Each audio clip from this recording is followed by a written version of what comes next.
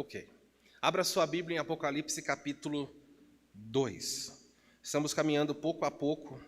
Eu acho que nós já estamos em cerca de 30 mensagens no livro de Apocalipse, mas nós estamos só no capítulo 2, então a gente vai devagarzinho.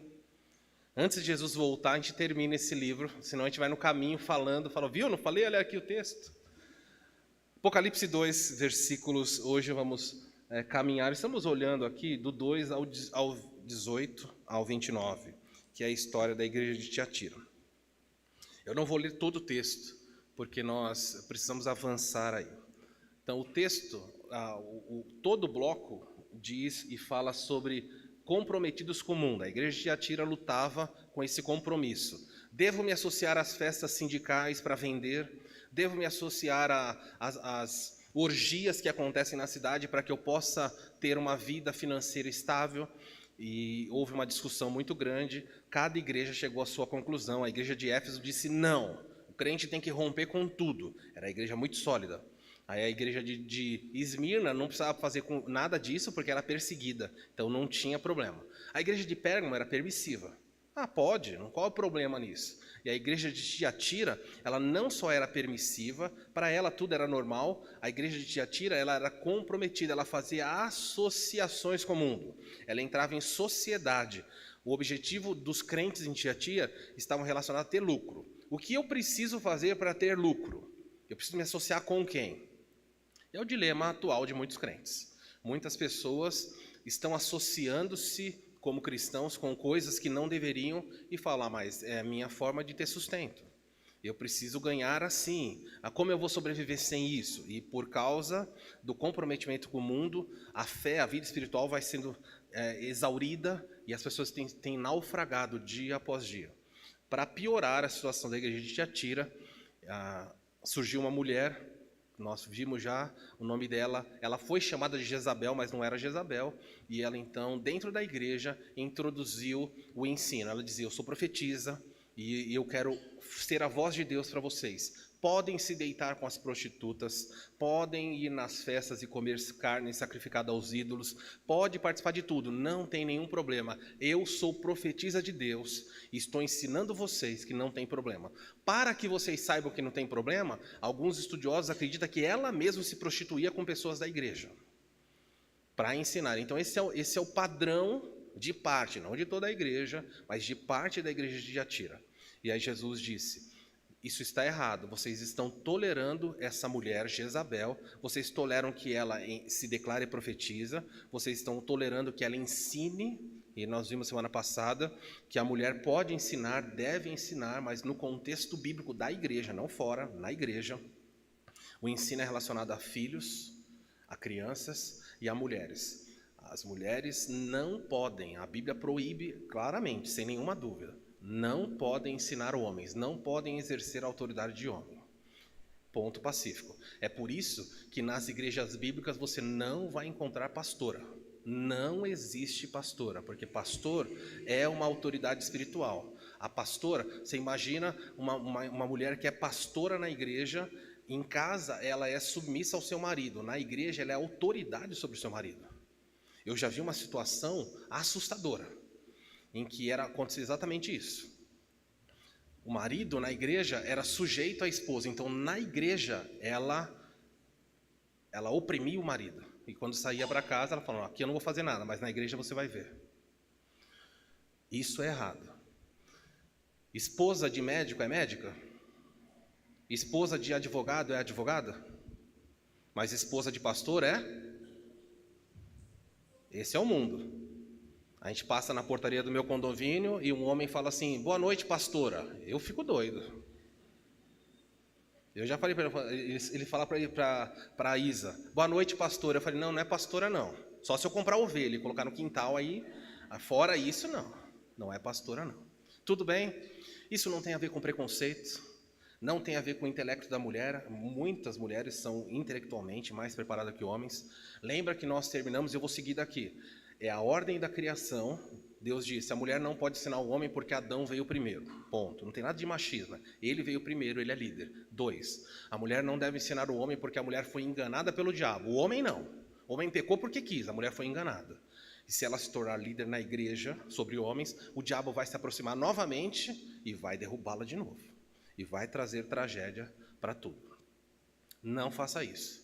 Ah, mas então eu não posso ensinar? Paulo termina em Timóteo dizendo: a mulher todavia será resgatada dessa restrição punitiva se der luz a filhos. Então, se ela quer ensinar, quer ser uma mestre, ela pode ter filhos e ela vai se tornar uma mestre. E vai ser uma bênção, porque ela educando corretamente os seus filhos, certamente ela vai educar presidentes, governadores, pastores. A mãe de John Wesley, Susana Wesley, é uma mulher fantástica. Olha o impacto que o filho teve, mas olha a mãe que ele teve também. Então, cumpra o seu papel e siga na obediência ao Senhor. Por fim, eu mencionei que tanto na igreja como em casa, Jezabel só existe onde o Acabe reina. É assim que acontece. Minha irmã, se você luta com isso e faz parte da nossa natureza caída, se você luta contra o espírito de Jezabel, de querer mandar no seu marido, comandar a sua casa, ordenar, isso é pecado. E eu quero deixar com todas as letras bem claro. Isso não enche igreja, mas pouco me importa se enche igreja. A verdade é exatamente essa daqui. E homens, você na sua casa não deve ser um tirano. Ah, então não você Acabe, eu vou ser um rei cruel. Não. Você tem que ser um exemplo amoroso. Você deve se sacrificar pela sua esposa. A sua esposa deve perceber que ela é uma rainha, simplesmente pelo fato de como você a lidera, como você a pastoreia, como você a honra. É assim que tem que ser. Então, nem Acabe e nem Jezabel, esse é o padrão de Deus.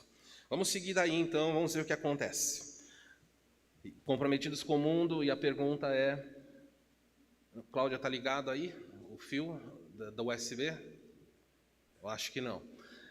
Comprometidos com o mundo, você está? Eu vou lendo o texto enquanto eles ligam lá.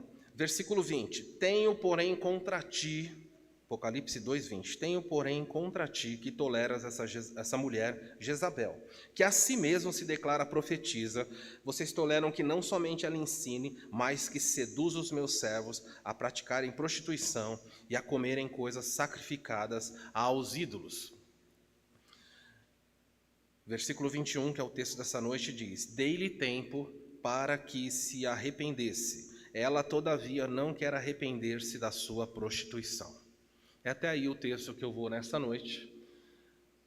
Dei-lhe tempo, eu ia falar tudo, mas não vou conseguir. Eu vou pegar só o versículo 21. Dei-lhe tempo para que se arrependesse. Ela, Jezabel, a mulher que estava em Tiatira, não quer arrepender-se da sua prostituição. Hoje o que nós vamos ver? A mensagem central desse bloco, desse versículo é: não abusem da paciência de Jesus. Não abuse. Jesus falou: eu dei tempo para ela. Eu fui paciente, eu estou olhando para o que ela está fazendo, o estrago enorme, e eu estou dando tempo. Mas ela não quer se arrepender. Então a verdade desse texto é: não abusa da paciência de Jesus. Homens e mulheres têm que aprender isso aqui. Muitos crentes olham para Jesus e abusam da paciência dele. E acham que nada vai acontecer. Pelo quê? Pelo fato de muitas vezes você estar fazendo coisas erradas e nada está acontecendo. Então esse texto vai nos ensinar a provável razão porque nada está acontecendo quando você está pecando. E aí você tem que lidar com isso. O objetivo da mensagem de hoje é mostrar para os irmãos como Jesus lida com os pecadores. Neste caso específico, dentro da igreja. E fora da igreja, claro que vai ter desdobramentos. Mas como é que Jesus lida com pecadores? Todos nós aqui, todo mundo aqui é pecador. Mas como é que ele lida com pessoas que são pecadores obstinados? Pessoas teimosas no pecado. Pessoas que foram alertadas e disseram: não vou mudar. E quero ver quem é que vai fazer isso comigo. Hoje pela manhã, os que vieram pela manhã viram que nós lemos o texto de Isaías 28 e Jeremias 5, e vocês viram que eles diziam para os profetas: nada vai nos acontecer. As suas palavras, Jeremias, capítulo 5, versículo 12 a 17, as suas palavras são palavras jogadas no vazio. Tudo que você fala não vai acontecer. E Deus falou: eu então, Jeremias, vou fazer com que a sua palavra, a minha palavra na sua boca seja fogo, e que esse povo seja lenha. Eu vou destruí-los. E foi o que ele fez. Demorou, hein? Desde Salomão, quando Salomão termina o seu reinado e o reino vai ser dividido por volta de 930 até 587, Deus esperou bastante. Foi muito paciente. Séculos esperando. E o pessoal errando. O primeiro grupo de pecadores da primeira década pensou o quê? Nossa, não vai acontecer nada. Está tudo certo. E muitos morreram pensando, nada vai acontecer. Só que Deus está lidando. Deus tem um seu cronograma. Deus sabe como lida. Um dos textos mais emblemáticos em relação a isso é na última semana. Essa semana aqui, vocês sabem que hoje é domingo de Ramos, considerado na história. E pela cronologia bíblica, seria o domingo em que Jesus entrou montado em Jerusalém numa jumentinha. Então agora vai começar segunda, terça, quarta e quinta. Na quinta-feira à noite ele vai ser levado para o Getsemane. Depois das 6 horas começa a sexta-feira, né? Quinta-feira, 6 da tarde, começa a ser contado como sexta-feira. Nessa madrugada ele vai celebrar a última ceia e vai ser preso por volta das 3 da manhã. E vai começar uma série de julgamentos, todos ilegais. 3 julgamentos judaicos, 3 julgamentos romanos, todos eles marcados por profunda ilegalidade. Mas nessa semana, antes de Jesus ser preso, ele não ficou em Jerusalém. Todos os dias ele ia para Betânia, que era cerca de 15 quilômetros, era perto. Ia para Betânia, dormia na casa de Marta, Lázaro e Maria. Dia seguinte levantava e ia para o templo. E uma das manhãs, ele foi para o templo e ele sentou. E quando ele chegou lá, as pessoas estavam vendendo mercadoria, estavam explorando, fazendo um monte de coisa. Ele chegou bem cedinho.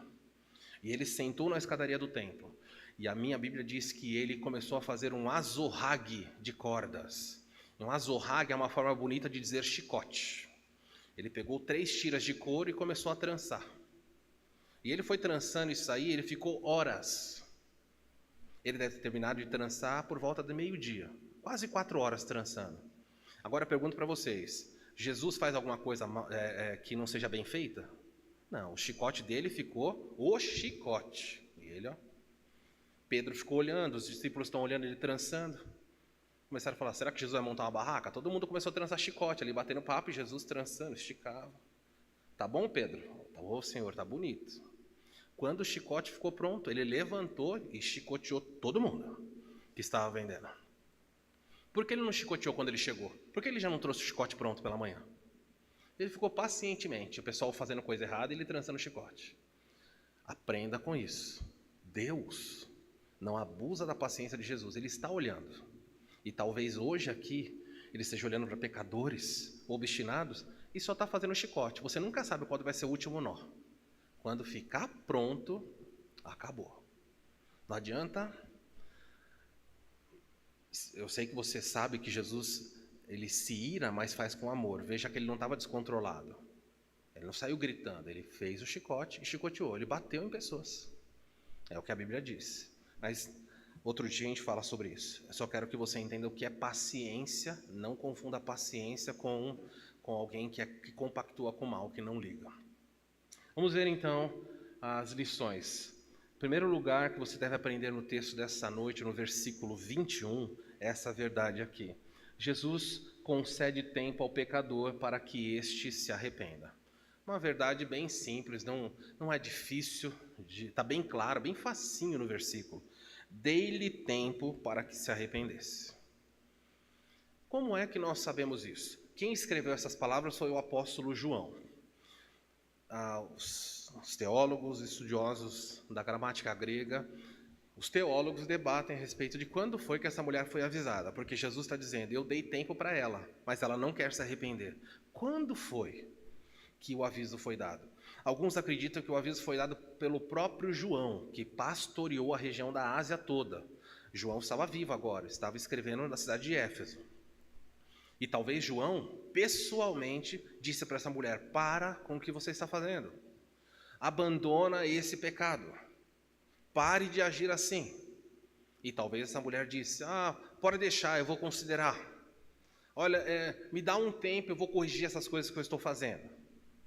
E quando João deu as costas, ou quando o líder da igreja deu as costas, essa mulher continuava a fazer o mal. Provavelmente, Neste caso específico, ela fazia o mal, ela praticava o que era errado, e os líderes da igreja, o pastor da igreja e toda a liderança sabia que ela praticava aquele mal, mas não tinha força para agir ou não queria agir. O que eu acho que é o que a verdade aqui, o fato é, eles não queriam agir. Por isso que Jesus dá bronca e fala: vocês estão tolerando. O que é tolerância?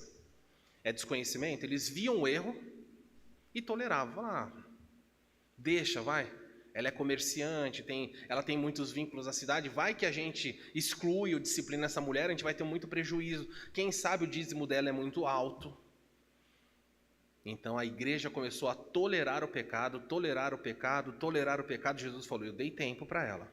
Vocês estão errados em tolerar, mas eu fui paciente com ela.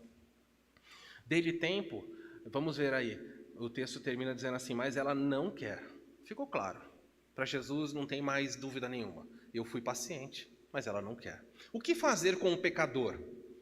Em que você é paciente, ele fala: eu não quero, eu não vou mudar, e quero ver quem é o Deus que pode fazer isso.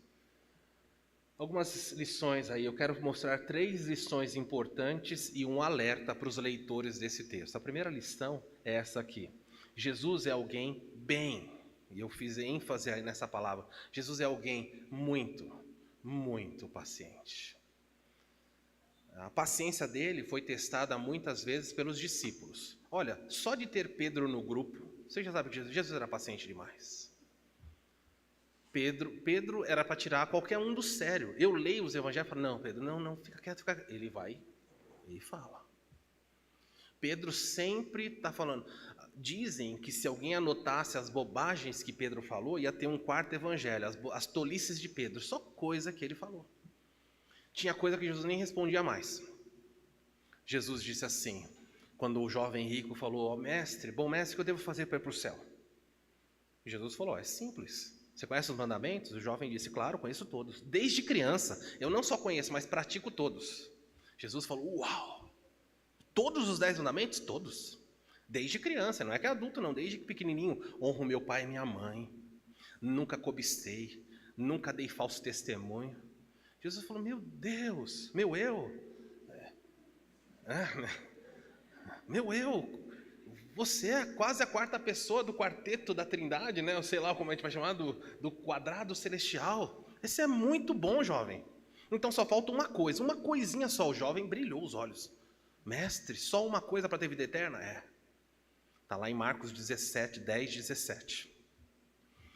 Pega tudo que você tem, todas as suas riquezas, vende, dá aos pobres. Só que não é só isso, hein? Tem gente que fala que não é voto de pobreza, vá para os pobres, você vai para o céu. Não. Vende, dá aos pobres e me segue. E você vai ter um lugar no céu, você vai ter um tesouro no céu. E o texto diz que o jovem, profundamente triste, olhou para aquilo e falou: nossa. Abaixou a cabeça e cabisbaixo saiu andando. E aí Jesus vira para os discípulos e fala assim: olha, como é difícil para um rico entrar no reino dos céus.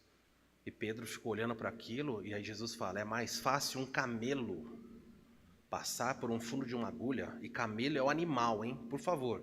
Tem gente que fala: não, camelo era uma porta. Não, bobagem. Camelo era um animal.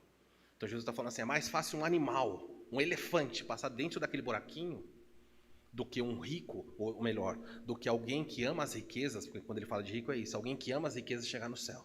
Porque as pessoas que amam a riqueza não querem abrir mão desse Deus chamado Mamon para me servir. Então vão morrer abraçado com a sua riqueza. Não tem nada de errado em ser rico, mas se você ama a riqueza acima de Deus, então você é um idólatra da riqueza e não pode ter a salvação. E quando isso aconteceu, o jovem foi embora e Jesus disse assim: como é difícil. E vendo o jovem embora, o que Pedro faz? Olha como Jesus é paciente. Pedro vira e fala: e nós, Senhor?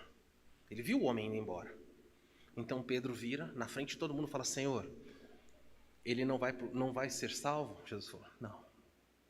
E nós? O que vai acontecer conosco que deixamos tudo, que abrimos mão de todas as riquezas para te seguir? O que vai acontecer conosco?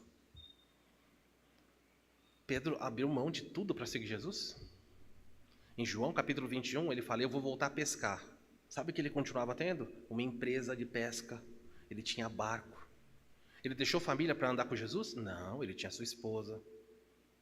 E Pedro vai e fala: Senhor, que vai acontecer comigo? Eu que abri mão de todas as coisas para estar aos teus pés. Jesus, eu imagino Jesus. Multiplicou 5.000 pães, sobraram 12 cestos de pães. Na segunda vez, multiplicou pães para alimentar 4.000 homens, e sobraram 7 cestos de pães. Jesus entra no barco, e enquanto está andando no barco, vira para os seus discípulos e fala: olha, tome cuidado com o fermento dos fariseus. E aí começa uma discussão, muito provavelmente Pedro. E ele fala: tá vendo? Não trouxeram pão? E começa. E eles começam a discutir sobre o pão.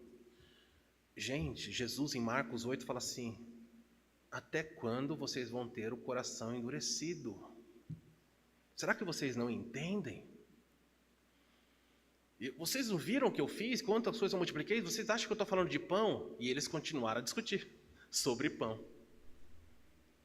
Jesus é muito paciente. O barco chega do outro lado. Quando ele chega do outro lado, tem um cego. E trouxeram o cego para Jesus e falou: Senhor, esse homem perdeu a visão. Não era cego de nascença, perdeu a visão.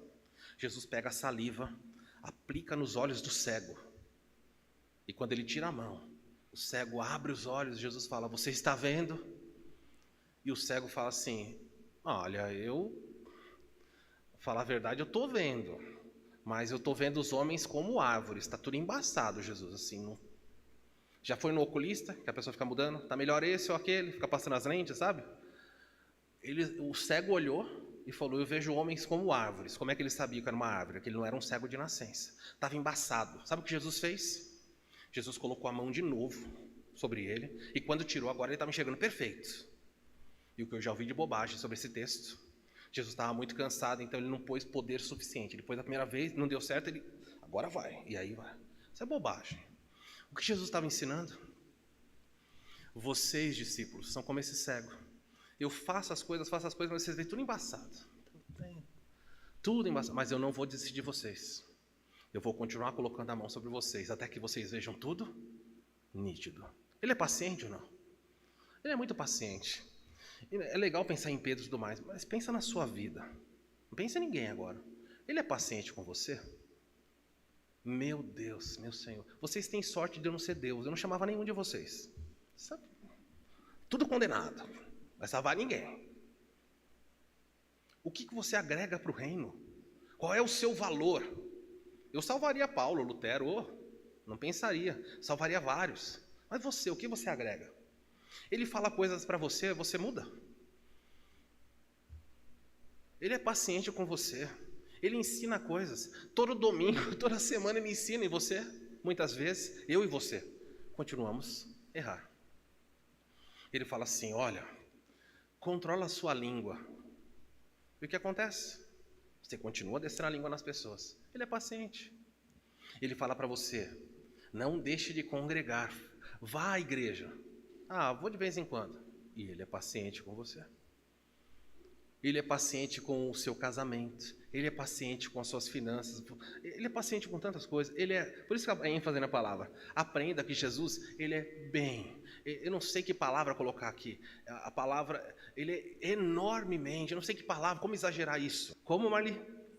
Extremamente, exageradamente. Eu não sei como colocar isso. Paciente. Muito paciente. Textos que chamam a atenção para isso. 1 Coríntios capítulo 13, olha o que diz: o amor é... Por que Jesus é paciente? Porque ele ama. O amor, ele é benigno. O amor, tudo espera, tem que esperar. Quando Jesus olha para nós, ele fala: Pai. É por isso que eu amo o texto quando fala assim, Paulo diz: aquele que começou boa obra em mim, vai completá-la no dia de Jesus. Ele tem que completar. A gente é imperfeito, mas Jesus está trabalhando. Todos nós já temos uma plaquinha invisível no seu peito. Está escrito em obras. Você está andando por aí, Jesus olha e fala: olha, de vez em quando tem que jogar tudo no chão e começar de novo. Vai ficando tortinho. Sabe aquela música? Havia um homenzinho torto. Sabe para quem que é aquela música? Os crentes, vida meio tortinha, vai entortando. Tem uma hora ele fala: derruba. Isso eu não vou corrigir, eu vou refazer. Por que ele faz isso? Porque ele não fala: vai embora, eu não aguento mais você. Porque o amor é paciente, porque o amor é benigno, porque o amor tudo espera. Olha outro texto lindo, 2 de Pedro 3:9. Olha o que o apóstolo Pedro diz. Na verdade, o Senhor não demora em cumprir a sua promessa, como pensam alguns. Pelo contrário, ele é paciente por causa de vocês, e não deseja que ninguém seja destruído, mas que todos se arrependam. Pedro diz para a igreja assim: olha, vocês acham que Jesus está demorando para retornar a este mundo? Vocês acham que Jesus está demorando a agir e cumprir as suas promessas? Não, ele não está demorando. O que está acontecendo é que ele é paciente. Ele não quer destruir você. Aqui não tem a ver, aqui por favor, ó. Quer que todos se arrependam, não é arrepender para ir para o céu. Ele está falando dos crentes, ó. Ele quer que vocês todos da igreja se arrependam. E destruir aqui não é mandar para o inferno, é disciplinar. Deus é paciente com a gente. Ele não quer destruir a sua vida. Viver com um Deus assim é assustador.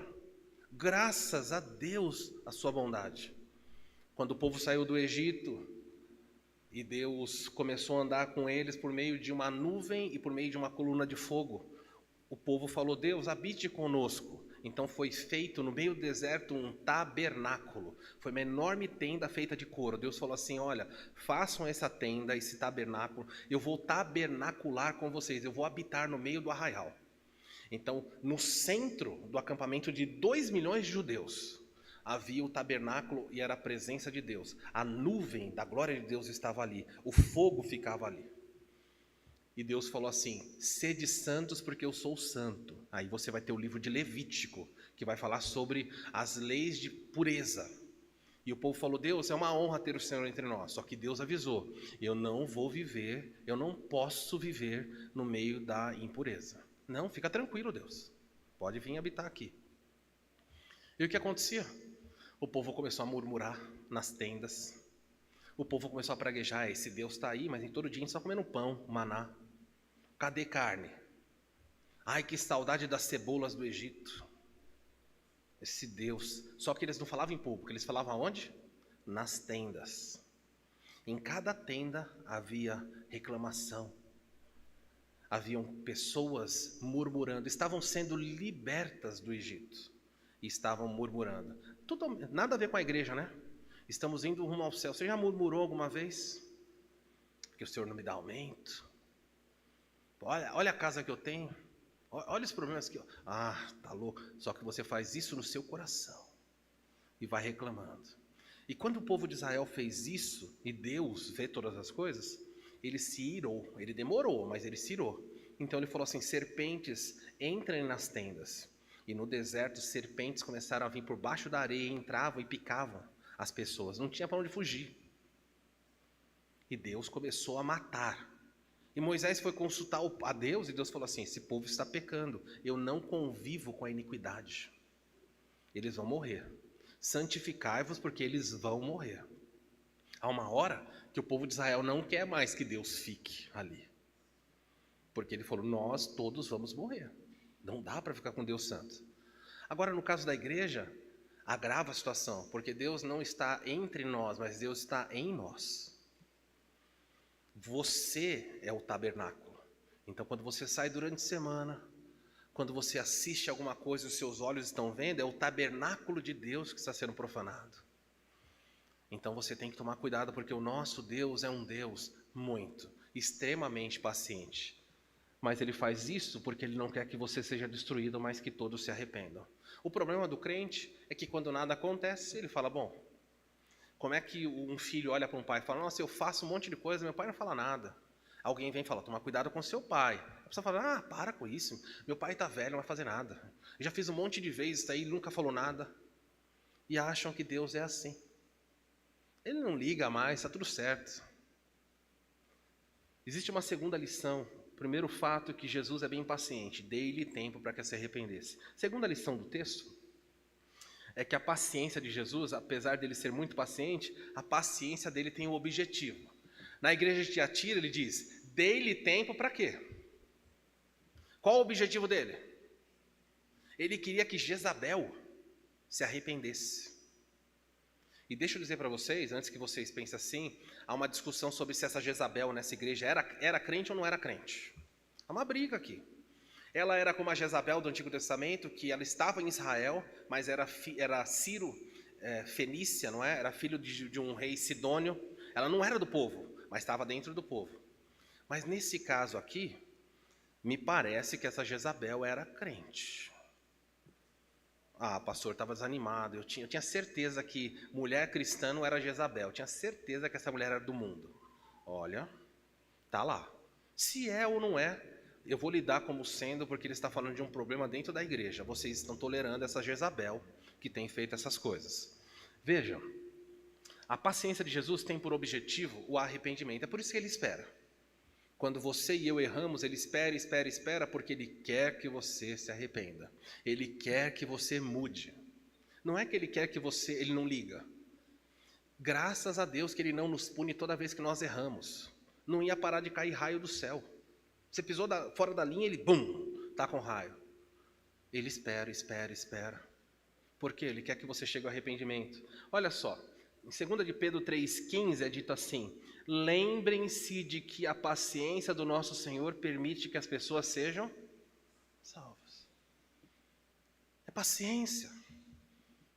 A gente fica pensando, Senhor, por que o Senhor não volta hoje e coloca fim na história? Ele quer que pessoas sejam salvas. Talvez a paciência dele é para alcançar o seu cônjuge, o seu filho, o seu vizinho, o seu patrão, o seu funcionário. Ele está sendo longânimo.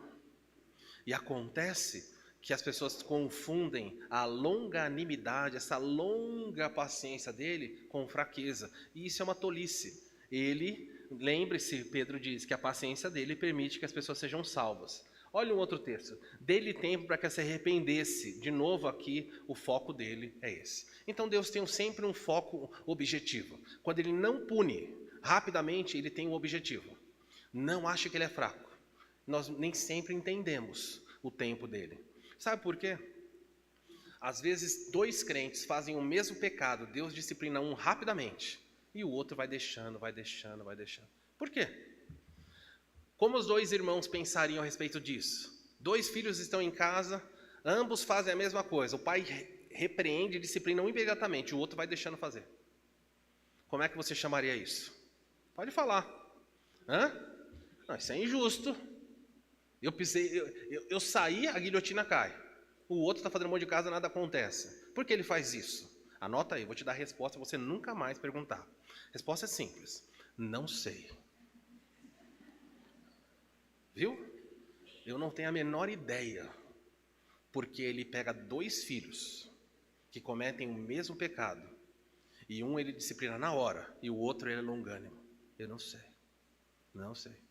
A minha pergunta para você é: qual filho você gostaria de ser? Talvez você fale, eu gostaria de ser o filho que Deus é longânimo.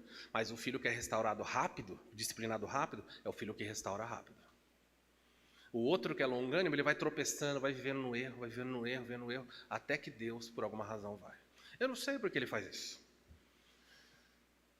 E isso me intriga, porque como pastor da igreja, eu vejo muitas vezes pessoas cometendo os mesmos erros, e Deus vai lá, paciente com um, e o outro ele fulmina. Fala, nossa! Agora eu digo para você, o que isso deve gerar no seu coração, uma vez que você não sabe se você é o filho do imediato ou do longânimo. E agora? Deus está com os seus raios. Aí você põe o pezinho para fora, deixa eu ver se a mão dele movimenta. E se você for o do imediato, vai cair na sua cabeça mesmo. E não adianta chorar, ligar para o pastor, ora por mim, ora. Eu vou ficar longe de você, os raios vão descer mesmo, agora corre. Tem horas que não tem mais o que fazer, ele vai disciplinar, ele é paciente. A paciência dele tem um objetivo. Existe uma outra lição, a terceira lição é que a sua paciência não deve ser confundida com tolerância. Quando Deus é paciente, ele não está dizendo para você, está tudo certo, vai, eu vou aceitar isso aí. Não, não é isso, nunca é isso. Bem paciente, quer que você se arrependa, mas não confunda ele com tolerante. Pessoas mansas, muitas vezes são chamadas de bobo. Na nossa cultura, essa pessoa aceita tudo. Você fala, ela nunca reage. Ela aceita desaforo de todo mundo. E tem pessoas que estão desaforando Deus o tempo inteiro e nada acontece. Não confunda paciência com tolerância. Por exemplo, olha o que diz Gênesis capítulo 15, versículos 13. É um texto que vai contar a história do relato em que Deus vai falar com Abraão. Deus vai fazer uma promessa para Abraão que Abraão vai ter um filho. Fez no capítulo 12 e vai reforçar no capítulo 15. Então Deus diz assim para Abraão: então o Senhor disse a Abraão: esteja certo, ou seja, não há a menor dúvida, isso vai acontecer. Esteja certo de que os seus descendentes, quando ele falou isso, Abraão não tinha filho nenhum. Deus está dizendo, os seus descendentes serão forasteiros em terra alheia. Que lugar é esse? Onde os descendentes de Abraão foram forasteiros em terra alheia? Egito. Os seus filhos vão ser escravizados no Egito. Que notícia ruim, né? Ele não tem filho, fala, você vai ter. E quando você tiver, os descendentes vão tudo para o Egito, vão ser uma terra estrangeira. Muito bem. Onde sofrerão opressão como escravos por 400 anos. Boa notícia essa para dar para alguém que não tem filho. Fala, você vai ter filhos, você vai ter muitos filhos. Os seus filhos vão ser escravizados, vão ser oprimidos durante 400 anos. Abraão ficou olhando para aquilo. Nossa, Senhor, e qual a notícia boa disso? Ok. Depois de 4 gerações, os 400 anos, os seus descendentes voltarão para essa terra em que Abraão estava. Por que eles não vão voltar na primeira geração? São 400 anos. Por que eles vão ficar só 100, 200? Por que eles vão esperar 400 anos? Porque Deus diz o seguinte, eles vão ficar 400 anos lá, pois a maldade dos amorreus ainda não chegou ao ponto de provocar o meu? Isso aqui é assustador. Abraão, seus filhos vão ser escravos no Egito durante 400 anos. Por quê? Porque esse povo que mora aqui é um povo mau, mas ainda não está no ponto de eu corrigir. Estou deixando crescer. Mas chega um ponto, Abraão, em que vai cair a última gota. E neste dia, ninguém os livrará da minha mão. E o povo de Israel ficou 400 anos no Egito. E quando Deus traz eles de volta, Deus manda entrar na terra e fala assim, mata todo mundo. Mata os animais, mata as crianças, não deixa ninguém vivo. A pessoa fala, por quê? Esse povo aqui, domingo à noite, eu não posso explorar, mas se você ler a história dos amorreus, gente perversa. Eles matavam seus próprios filhos. O requinte de crueldade desse povo era terrível. Deus falou assim, Abraão, eles vão morar aqui. Deixa eles construírem cidades. Deixa eles fazerem muro. Deixa eles fortificarem tudo. Quando vocês saírem do Egito, vocês virão para cá e vão morar em casa que vocês não construíram, porque foram eles que construíram.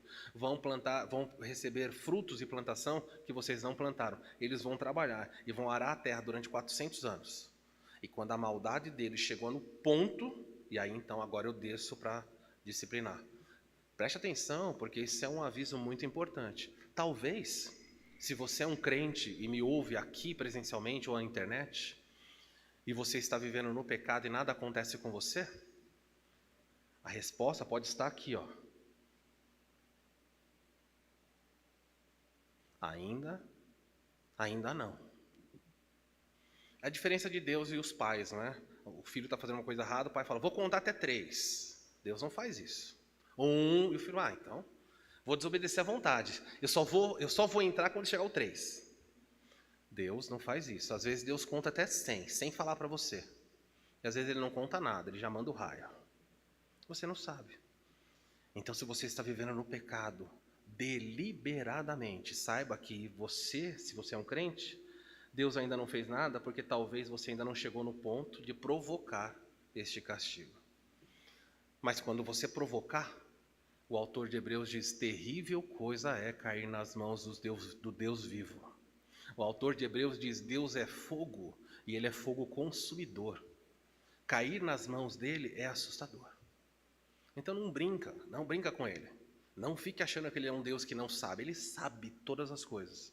Então você tem que andar falando, Deus, tem piedade de mim, eu continuo pecando, eu sou pecador. O que eu não quero é ser um pecador que te afronta. Eu não quero ser aquela pessoa que o Senhor está dando tempo para me arrepender, já fui confrontado por 1, por 2, por 3, por 10, e eu continuo pecando. E aí Deus fala, chega, nada mais. Hoje pela manhã, na classe de novos membros, nós olhamos alguns textos espinhosos. Algumas pessoas acho que nem almoçaram, foram para casa e falaram, perdi o apetite, não... Paulo mandou todo mundo, vários textos, e falou, entreguei para o diabo essa pessoa, entreguei Alexandre e Mineu para o diabo. E ele vai falando, entreguei esse para que não blasfeme. E João, capítulo 5, diz assim, olha, há pecados pelos quais você tem que orar, mas há pecados que são de morte, por esses não ore mais. Não ore mais. Não adianta você orar, eu vou matar. Por essa pessoa não ore mais. Há um ponto em que o castigo vem e não adianta mais interceder. Olha uma lição aqui, ó. Lembra aqui que nós acabamos de ver? Gênesis 15. Gênesis 18, Deus vai visitar Abraão, com 2 anjos, chega lá onde está Abraão. Abraão, então, corre e se prostra na frente de Deus e fala, Senhor, por favor, se eu encontrei graça, fique conosco aqui. E Deus fala, ok. E Abraão diz, eu vou lavar os seus pés e eu vou servir alguma coisa para você comer. Ele corre e chama Sara e diz assim para ela, Sara, faça um bolo de farinha para servir para Deus, e também para servir para esses convidados, que era Deus. E também traz coalhada, então Deus comeu pão e coalhada, você já sabe disso. Depois ele chama um servo e fala assim, mate um novilho novinho e faz aí um churrasco porque nós vamos servir. Aí Deus comeu carne, então Deus não era vegetariano, ele comeu carne, ele comeu coalhada, ele comeu pão, ele não era vegano, nada disso, ele comeu mesmo. Abraão serviu e ele comeu. Ah, por que Deus comeu? Eu não sei, ele comeu. Está lá nesse texto, você pode ler depois, vamos ler agora. Depois que ele come, ele fala assim, vou esconder de Abraão o que eu estou prestes a fazer, porque Abraão é um homem justo e ele vai certamente interceder. Então ele se levanta, os 3, um é Deus e 2 são anjos, e o texto fala que os 2 vão embora e Deus fica na presença de Abraão. E os 2 vão embora. Sabe em que direção? Sodoma e Gomorra. Os 2 anjos vão andando. Então, finalmente Deus revela, Abraão, olha aí, deixa eu ler o texto, eu estou explicando e não estou lendo. Deus diz assim para Abraão, portanto o Senhor disse a Abraão, ouvi um grande clamor vindo de Sodoma e Gomorra, porque o pecado dessas 2 cidades é extremamente grave. Deus falou, olha, o pecado deles já está no ponto do meu castigo, já está batendo nos portões do céu. E ele vai usar uma linguagem, claro, aqui para que você entenda, ele é onipresente, por favor, hein? Isso não pode gerar confusão.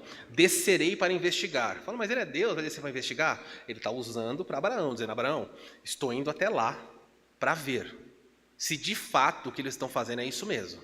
E Abraão está com os olhos arregalados, porque quem tá morando em Sodoma? O seu sobrinho Ló. E Deus fala, eu estou indo para lá. O pecado é gravíssimo. Ok, muito bem. Descerei para investigar se seus atos são de fato tão perversos quanto eu tenho ouvido. De novo, ele é onisciente, onipresente, ele sabe tudo isso. Mas ele está contando para Abraão, Abraão, ó, só para que você saiba, eu estou indo lá, para checar. Tudo bem? Eu quero mostrar para você que eu sou bondoso, eu estou indo lá confirmar todas essas coisas. E o anjo já está indo, os 2 estão indo. Muito bem. Se não forem dessa forma tão graves, eu quero saber. E eram dessa forma ou não? Eram dessa forma. Sabe o que Abraão faz? Senhor, me permita falar uma vez, não se ofenda comigo. Se lá tiverem 50 homens justos, acaso o Senhor vai destruir os 50 justos com aqueles homens perversos? O Senhor não faria isso, né? E Deus falou, é verdade, Abraão. Se lá tiverem 50 pessoas justas, eu não destruirei a cidade por amor aos 50. Abraão falou, obrigado. Abraão começou a pensar, falou, aquela cidade 50, uma cidade grande, 50. Ele falou, Senhor, e batendo papo ali, quem sabe comendo coalhada, falou, Senhor, se eu pende de eu falar mais uma coisa, pega aí um pão de queijo, vamos conversar. E se tiverem 30? O Senhor vai destruir com 30, Deus? 30 é um número, o Senhor não vai destruir eles, né? E Deus falou, Abraão, se tiver 30 pessoas justas, eu não vou matar ninguém. Eu vou poupar a cidade por amor a esses 30. Ok. Abraão ficou matutando. Senhor, posso falar mais uma vez? Claro, Abraão. Pega um pedaço de pão aqui, ó, Sara fez. Come aí, vamos bater papo. Senhor, e se tiverem só 20? Ele começou 50, 30. E se tiverem só 20? Deus falou, se tiver 20 eu também não mato ninguém. Vou poupar a cidade. Abraão dá aquela comida, pensa. O Senhor permite eu falar mais uma última vez? E se tiverem só 10? Abraão está pensando, peraí. Lá quem mora? Ló, a esposa dele. 2 filhas, 2 genros, os sogro e sogra de cada um dos genros, quanto deu? Não pegaram na conta, né? Deu 12. 12. Abraão certamente pensou assim: Ló e a esposa e as filhas, são 4. Cada filha, cada uma das filhas aqui vai casar com um homem. Esse homem deve ter pai e mãe, e devem ser piedosos também. 12 pessoas. E Deus falou: se tiverem 10, Abraão, não vou matar ninguém. E Abraão falou: graças a Deus. E o que acontece com Sodoma e Gomorra? Não tinham 10. Não tinham 5. E para falar a verdade, talvez tivesse só ele. Somente Ló. A mulher saiu e fez o quê? Olhou para trás. Morreu. As filhas não queriam ir embora por causa dos genros. Os anjos tiveram que arrastar. Quando elas vão embora, elas vão para uma caverna, só está Ló e as 2 filhas. Elas falaram: vamos morrer aqui. O que elas fazem? Elas embriagam o seu pai e têm relação sexual com o pai. E engravidam do pai. E vão surgir 2 nações que vão ser inimigos mortais dos judeus. Você salvaria as filhas de Ló? Sabendo disso? Mas eu quero que você se lembre que Deus é muito paciente. Que a paciência dele quer com que você chegue ao arrependimento. E é preciso que você lembre claramente que a paciência dele tem um propósito, não é? Elevado. Lembre-se, Deus é extremamente... Vamos voltar aqui, ó. A paciência dele não é considerada tolerância. E aí os 2 textos que eu mostrei. Ele esperou Sodoma e Gomorra, esperou os amorreus e vai agir. Não acha que é tolerância. Ele está vendo e há um ponto em que ele age. Por fim, eu falei de 3 lições. Aqui estão as 3 lições desse único versículo. Dei-lhe tempo para que arrependesse, todavia ela não quer se arrepender. Qual é o alerta em tudo isso? Há um alerta. O texto diz: a paciência de Jesus tem limite. Ele é paciente, mas não o desafia. Ela tem limite. Ela vai chegar. E eu não sei a extensão desse limite. Não sei. Eu louvo a Deus, porque Jesus é paciente comigo. Nos meus erros, nas minhas dúvidas, na incredulidade, na desobediência. Mas tem limite. Há um ponto em que ele fala assim: não vou aceitar isso que você está fazendo. E aí você tem que olhar para esse alerta de maneira muito eficaz. Olha só.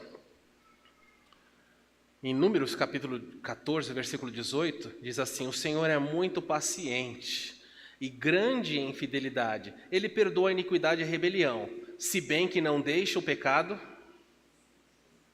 Sabe o que está acontecendo em Números 14, 18?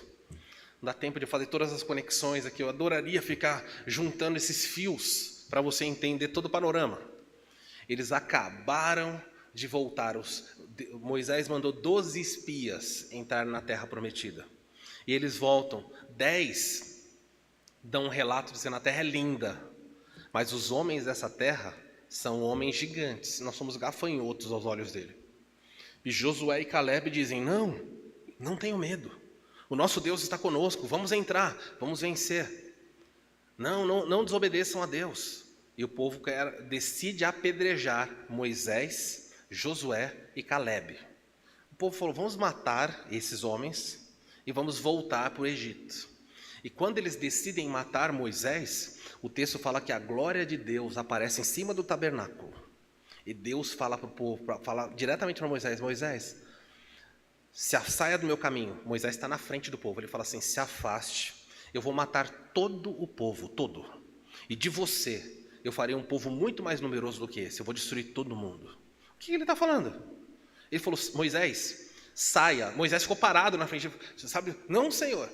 Ele falou: se afasta, porque eu vou consumir todo mundo. Não vai ficar ninguém. E de você eu farei uma nação poderosa.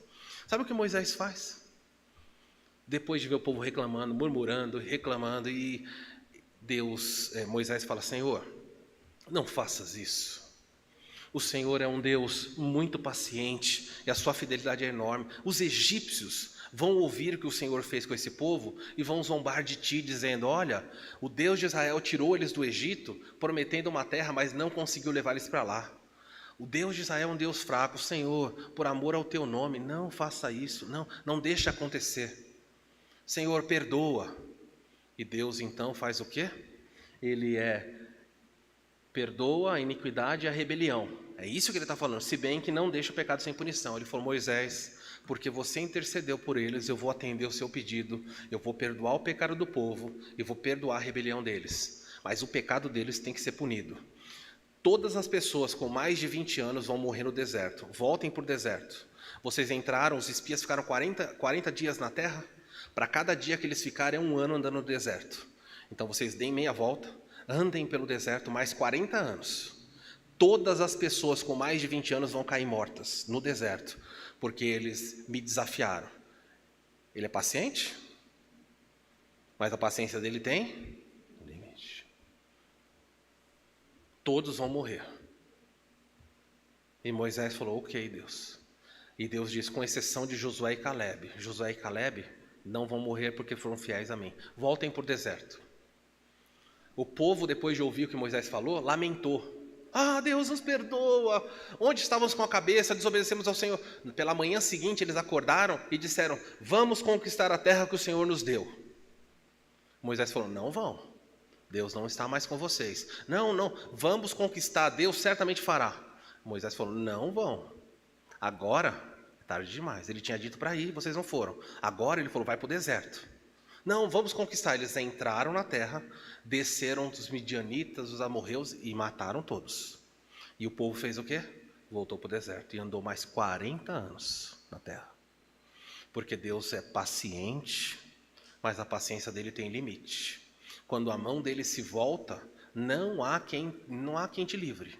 E eu e você temos que lembrar disso. Se ele se voltar contra você, pode fazer jejum, pode fazer corrente de oração, pode mandar foto no WhatsApp, as pessoas vão mandar mãozinha, estou orando por você, ele vai fulminar você.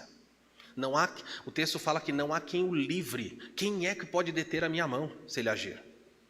Então trema e tenha temor desse Deus. Dei-lhe tempo, Jesus está falando para Jezabel, eu dei tempo para que ela se arrependesse. Todavia, ela não quer se arrepender do seu pecado. Na semana que vem, nós vamos ver então o que ele vai fazer. Ela não quer se arrepender? Não. Ok.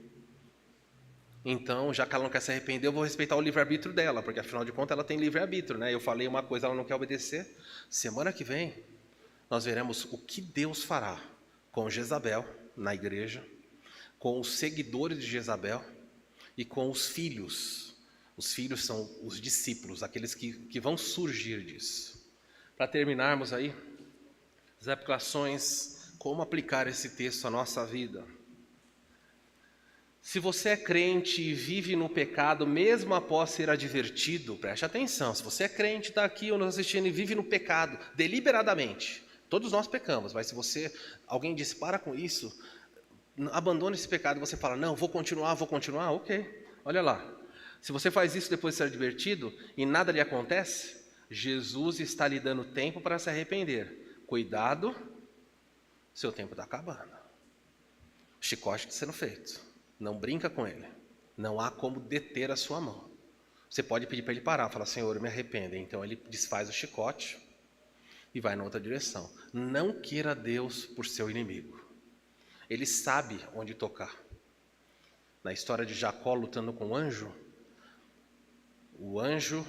que representava a presença de Deus tocou numa das juntas da coxa de Jacó. E o texto mostra que aquilo machucou bastante Jacó. Até hoje os judeus não comem o músculo desse lugar nos animais, porque eles entenderam que Deus puniu. Diz a história que Jacó mancou a vida toda, até morrer, porque Deus sabe onde toca. E se ele quiser tocar a sua vida, você fala, não vai acontecer nada. Ele sabe onde toca, ele põe o dedo, acabou. Não tem, ele sabe exatamente. Não é falar, não dói, ele pega. Quando ele pega, não tem para onde fugir. 2, isso é para o crente. E se você não é crente? Se você não é crente e está indo, presta atenção, se você não é crente, então está indo para o inferno. Isso é claro na Bíblia. Ah, não sou crente, está indo para o inferno. Porém, Jesus ainda está lhe dando tempo para se arrepender e ser salvo. Arrependa-se. Cuidado, a mesma lição. Seu tempo está acabando. Eu não quero me arrepender. Ok. Vai protelando aí. Você nunca sabe quando o chicote virar e te jogar na eternidade em calamidade. Não brinque com o poder de Deus. Por fim, o amor de Jesus oferece tempo ao pecador, mas se o crente ou o incrédulo não quer se arrepender, então ambos descobrirão que Jesus é paciente, Jesus pacientemente ama, mas ele rigorosamente pune. O último texto dessa noite, olha o que o Salmo 2 diz. Beijem o Filho, está falando sobre Jesus, é um salmo messiânico. Beijem o Filho para que ele não se ire e vocês não sejam destruídos de repente. Pois num instante acende-se a sua ira, como são felizes todos os que nele se refugiam. O alerta de Deus é: levante-se e beije o filho. Na cultura oriental, beijar era um sinal de respeito, de honra.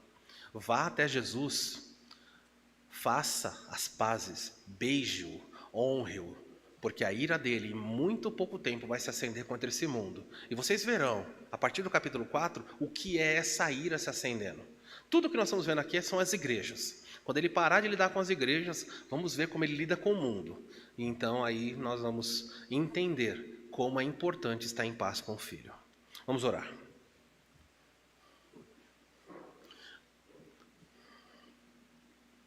Senhor, nós queremos nessa noite voltar os nossos pensamentos a Ti, pedindo perdão. O Senhor conhece cada uma das nossas iniquidades. O Senhor sabe onde é que estamos falhando, como, por quê. E nós não entendemos porque muitas vezes o Senhor não faz nada, silenciosamente nos observa. Talvez o Senhor esteja preparando o seu chicote para usar. O Senhor é um Deus paciente. A sua paciência tem o objetivo de nos levar ao arrependimento. A sua paciência não é tolerância com o mal. E nós precisamos saber que a sua paciência tem limite. Desperta a cada um de nós que ninguém que brinque com o Senhor. O Senhor ama sim, mas o Senhor é rigoroso na disciplina. O Senhor pune rigorosamente aqueles que te ofendem, aqueles que rejeitam a oferta do perdão. De modo que se há pessoas aqui nessa noite que ainda são incrédulos, presencialmente ou nos assistindo, se há alguém que ainda não é salvo, Deus, o seu alerta tem sido dado domingo após domingo. O inferno é real e o Senhor está dando tempo, mas quantos rejeitam o chamado do amor, da graça, vindos da cruz. O tempo está terminando, Senhor, desperta, abre os olhos dessas pessoas para que elas escapem da perdição eterna. Para aqueles que são seus filhos e estão aqui, se há alguém deliberadamente vivendo no pecado, sendo alertado por pais, por cônjuge, por familiares, pelo pastor, pela sua própria palavra, se há alguém aqui vivendo no pecado, escondido, fazendo aquilo que acha que o Senhor não vê, ó Deus, tenha misericórdia desse crente, traga o arrependimento, porque a sua ira irá se acender. Ninguém deve brincar com o Senhor. Nós te louvamos pela sua infinita graça. Agora que vamos partilhar da mesa, da ceia do Senhor nesse culto, nós pedimos que o Senhor perdoe as nossas iniquidades. O Senhor sabe onde cada um tem tropeçado, o Senhor sabe como nós somos falhos. Nós não estamos aqui no nosso mérito, nós não estamos aqui na força do nosso braço, nós só estamos aqui porque a sua graça nos alcançou. Ser propício a cada um de nós, convence cada um que aqui está e vai participar do pecado, para que haja confissão, para que haja abandono, e que nós possamos nos aproximar da sua mesa em santidade. Essa é a minha oração. E ao lembrar do que Cristo fez por nós, como poderíamos agradecer tamanho amor? Nos ajuda, Senhor, nessa noite. Eu oro em nome de Jesus. Amém. Irmãos, nós estamos caminhando para o fim do culto.